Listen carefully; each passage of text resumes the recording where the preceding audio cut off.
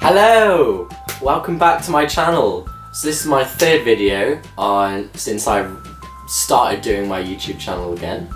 And this video is going to be about travelling Croatia. Croatia is a really sort of uncharted territory with a lot of travellers, and there's not a lot of information out there, particularly on YouTube, on how to do a good job of travelling, budgeting yourself, what to do. So I thought I'd use this video and my experience of travelling Croatia this summer to really reflect on giving advice to you guys on the best top 10 tips when travelling Croatia. So let's start with number 1. Flying into Zagreb. So Zagreb is the capital city of Croatia, and it's a great place to start off your adventure in Croatia, as it's a beautiful city and it's really easy to get to either by flying there. You can get budget airlines for about 150 pounds, or you can get there from other places around Europe, such as Budapest, where I started my travels, and then I got the train to Zagreb for about 20-30 pounds. It was really cheap and it was a lovely train ride going down. Zagreb is a city, there's lots to do. There's trams that go all around the city, so you can get everywhere to the different museums. They have the Museum of Love, which is a very interesting museum that I definitely recommend going to. They have a lot of history museums as well, and giving you a real interesting story of how Croatia came about, and it's really interesting to look into that. And the food, restaurants, everything's really good price as well.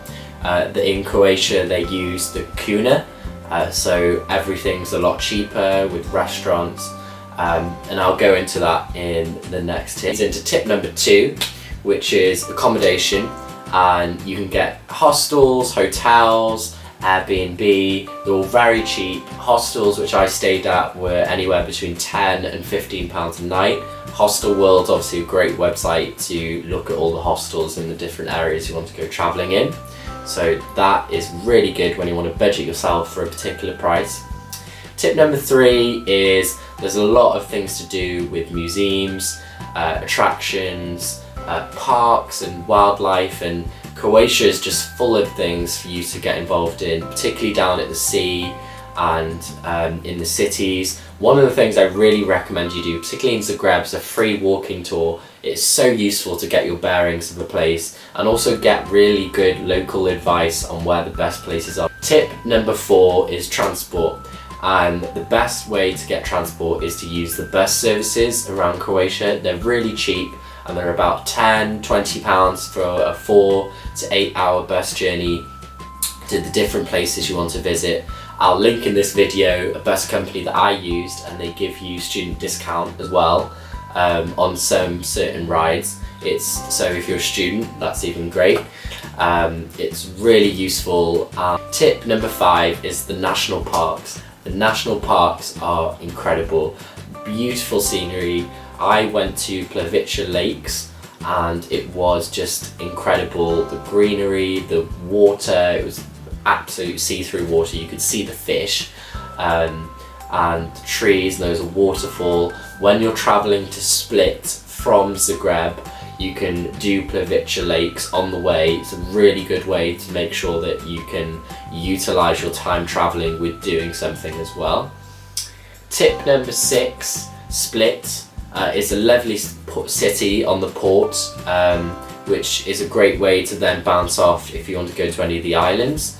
And also if you want to go down to Dubrovnik, Split's a good sort of halfway point. It's very close to Zadar, and the city itself is perhaps a bit more expensive because it's tailored towards richer folks, I guess, but still they have lovely restaurants and a lot of Roman history as well in Split. So it's really good place to stay at, and there's still plenty of hostels, and they have a pub crawl there as well, which is quite fun. And tip number 7, my favourite island I went to is Hvar. So you get that from Split. It's about £10 the boat, if that. It's really cheap, and the boat comes like 3 times a day from Split to Hvar in the summer, so it's really easy to get to.